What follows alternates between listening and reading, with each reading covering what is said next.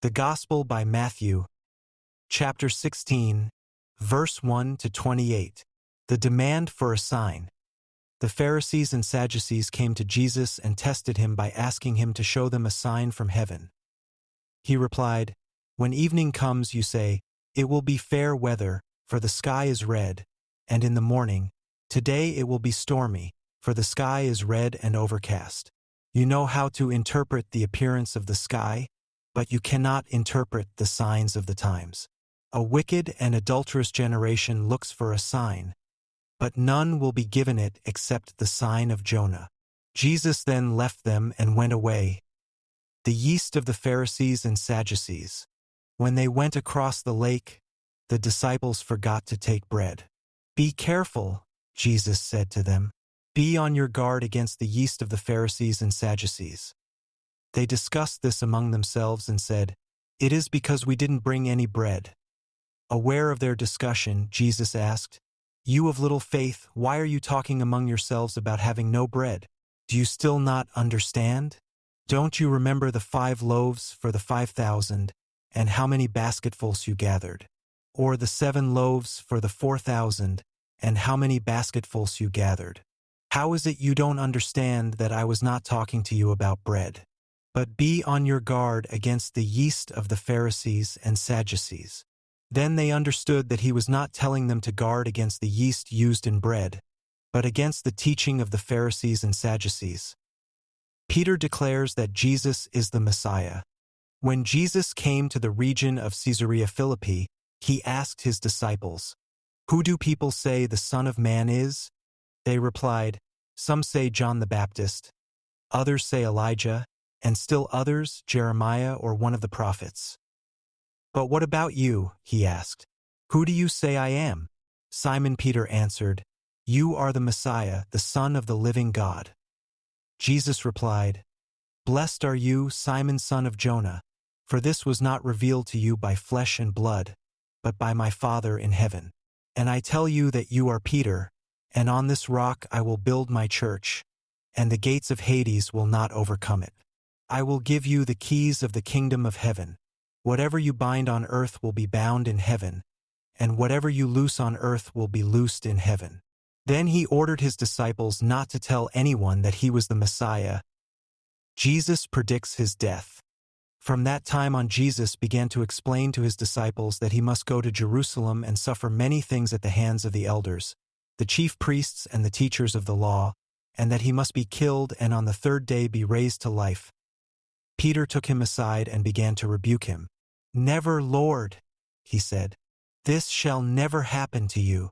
Jesus turned and said to Peter, "Get behind me, Satan. You are a stumbling block to me. You do not have in mind the concerns of God, but merely human concerns." Then Jesus said to his disciples, "Whoever wants to be my disciple must deny themselves and take up their cross and follow me. For whoever wants to save their life will lose it, but whoever loses their life for me will find it. What good will it be for someone to gain the whole world, yet forfeit their soul? Or what can anyone give in exchange for their soul? For the Son of Man is going to come in his Father's glory with his angels, and then he will reward each person according to what they have done. Truly I tell you, some who are standing here will not taste death before they see the Son of Man coming in his kingdom." Chapter 17, verse 1 to 27. The Transfiguration. After 6 days Jesus took with him Peter, James, and John the brother of James, and led them up a high mountain by themselves. There he was transfigured before them. His face shone like the sun, and his clothes became as white as the light. Just then there appeared before them Moses and Elijah, talking with Jesus. Peter said to Jesus, "Lord, it is good for us to be here. If you wish, I will put up 3 shelters, one for you, one for Moses, and one for Elijah." While he was still speaking, a bright cloud covered them, and a voice from the cloud said, "This is my Son, whom I love, with him I am well pleased. Listen to him." When the disciples heard this, they fell face down to the ground, terrified. But Jesus came and touched them. "Get up," he said. "Don't be afraid." When they looked up, they saw no one except Jesus. As they were coming down the mountain, Jesus instructed them, "Don't tell anyone what you have seen until the Son of Man has been raised from the dead." The disciples asked him, "Why then do the teachers of the law say that Elijah must come first?" Jesus replied, "To be sure, Elijah comes and will restore all things. But I tell you, Elijah has already come, and they did not recognize him, but have done to him everything they wished. In the same way, the Son of Man is going to suffer at their hands." Then the disciples understood that he was talking to them about John the Baptist. Jesus heals a demon-possessed boy. When they came to the crowd, a man approached Jesus and knelt before him. "Lord, have mercy on my son," he said. "He has seizures and is suffering greatly. He often falls into the fire or into the water. I brought him to your disciples, but they could not heal him." "You unbelieving and perverse generation," Jesus replied, "how long shall I stay with you? How long shall I put up with you?